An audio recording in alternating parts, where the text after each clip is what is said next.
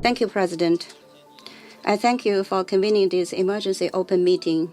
I also thank Secretary General Guterres for his statement and ASD Yancha and Director General Grossi for their briefings.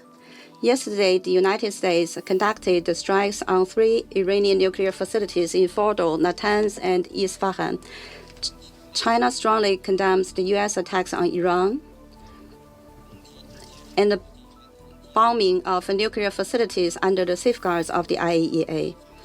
The actions of the United States seriously violate the purposes and principles of the UN Charter and international law, as well as Iran's sovereignty, security, and territorial integrity. It has exacerbated tensions in the Middle East and dealt a heavy blow to the international nuclear non-proliferation regime. The international community must uphold justice and make concrete efforts to cool down the situation and restore peace and stability.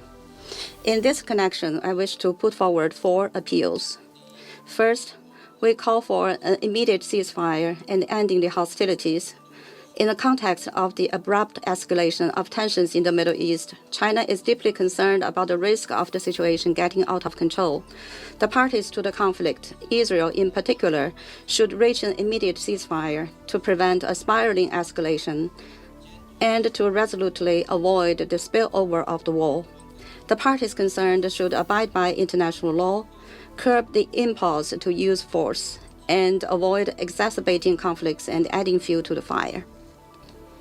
Second, we call for effective protection of civilians. The ultimate victims of all conflicts are the innocent people. China is deeply saddened by the large number of civilian casualties caused by the conflict. Civilians and civilian facilities must not become targets of military operations. And the bottom line of international humanitarian law must not be breached. Parties to the conflict should place the interests and well-being of the people of the countries in the region above everything else, and make every effort to avoid harm to innocent civilians and refrain from attacking civilian facilities. Third, we call for commitment to dialogue and negotiation. Peace in the Middle East cannot be achieved by the use of force. Dialogue and negotiation are the fundamental way out.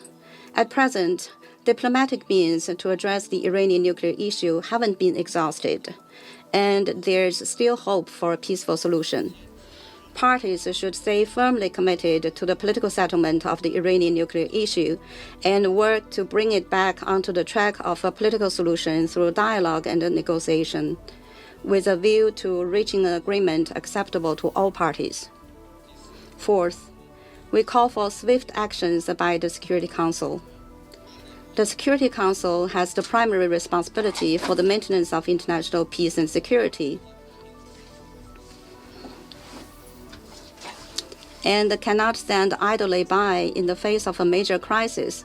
Russia, China, and Pakistan have proposed a draft resolution calling for an immediate and unconditional ceasefire, the protection of civilians, respect for international law, and engaging in dialogue and negotiation.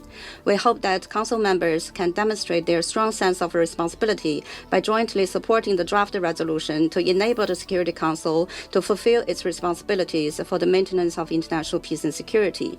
China stands ready to work with the international community to foster synergy, uphold justice, and make unremitting efforts to restore peace and stability in the Middle East. Thank you, President.